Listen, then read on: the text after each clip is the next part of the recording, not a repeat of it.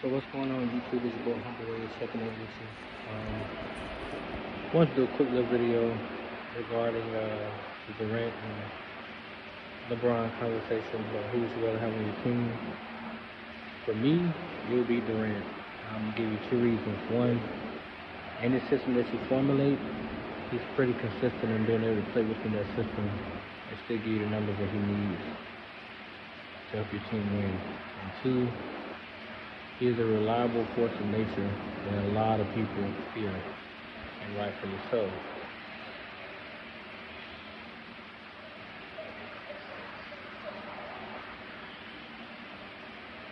He's also been known to be a very, very hot topic rod for social media, especially with how he chooses to ingrace himself in certain situations, like this one that's about to go on right now with where he's going to be leaving next. It's very clear and obvious why he does what he does. However, if I'm Kevin Durant, I'm going to stay in Brooklyn. Why? Because that franchise has not seen success since they were the New Jersey Nets, and that was back in 02-03 when they made back-to-back final appearances. So it would actually help that franchise and that city to see some type of modern day success. And I think that if they actually get a coach that knows how to actually coach Durant versus trying to be his friend, then that team and that franchise will go a lot further, a lot faster in the near future. Because Durant's not getting any younger. He's 33, I think. In 4 years he'll probably be out of basketball. So how many more seasons do you think he's gonna waste with just watching himself become mediocre? I don't think it's gonna happen. Now with LeBron, we all know what LeBron is. He's a historical great player, but my only gripe with LeBron is he cannot fit in any system. And it's been proven. From team to team that he's been to, you've seen what he does.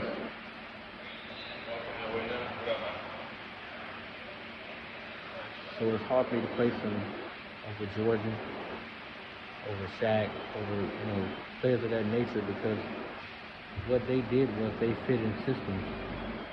They made it a priority to not be bigger than that actual system that was implemented.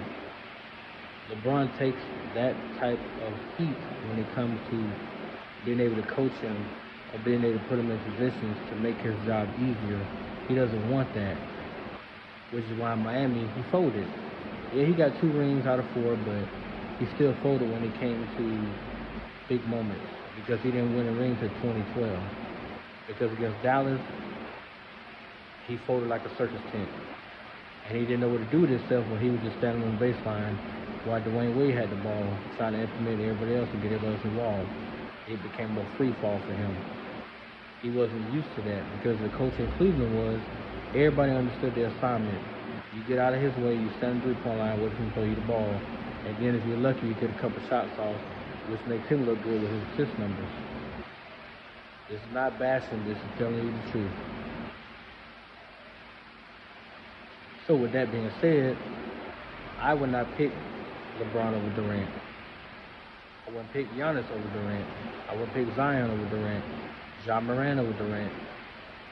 Booker, Jason Tatum. The list goes on and on. Durant is a revolutionary type of player. He's an efficient, effective, very, very destructive weapon that you need on your team in order for them to function. Now, the only exception to that is Golden State because of the system they run, which is the triangle implemented system.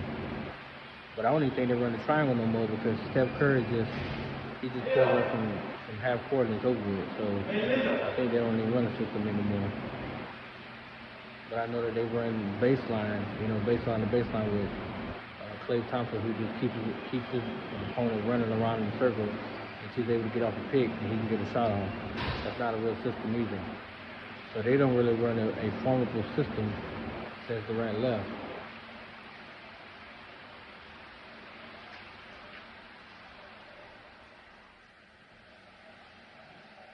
Now both players are very, very accomplished. Both players have done great things for the organizations they've been to. And I read a comment that said Durant abandoned his other franchises without rings. He didn't abandon OKC. He was a free agent. Okay, he had the right to leave. They didn't tie him down to a contract. He left. Golden State, he was a free agent. He fulfilled his obligation. He walked because Draymond, quote unquote, said they didn't need him anymore.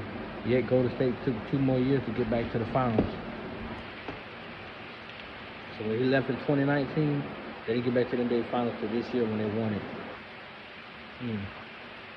Now Durant went to the playoffs.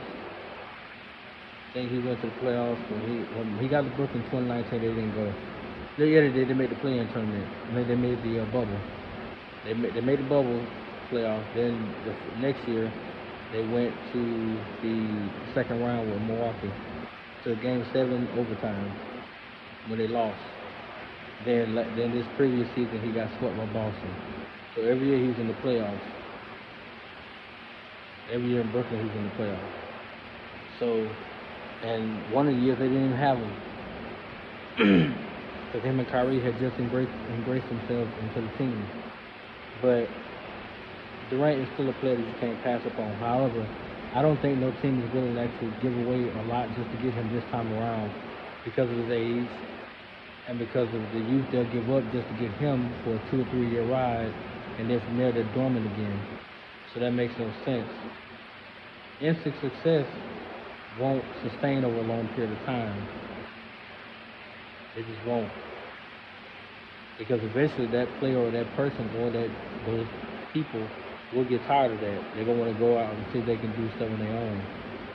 Which is why he left OKC, which is why he left Golden State, which is why he's trying to leave Brooklyn. To go to the next spot to see if he can win another championship to put on his mantle. Which is fine. But if you want to really, really make an impact, stay in Brooklyn and win one for them. Matter of fact, win 1 or 2 for them, and there you go.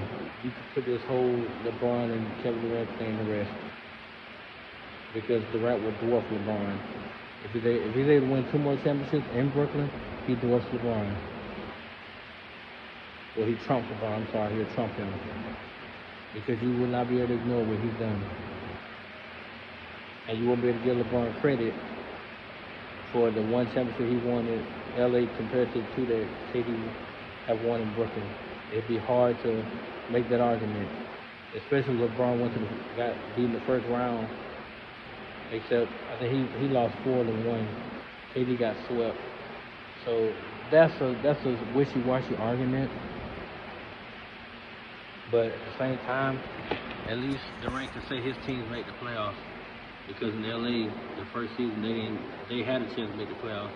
Then LeBron folded in the team and said, let's go home. I don't want to make the playoffs this year. So they didn't. It was an indictment on him. The next year they won the championship. The following year they lost in the first round. Then this year they didn't even make the playoffs again.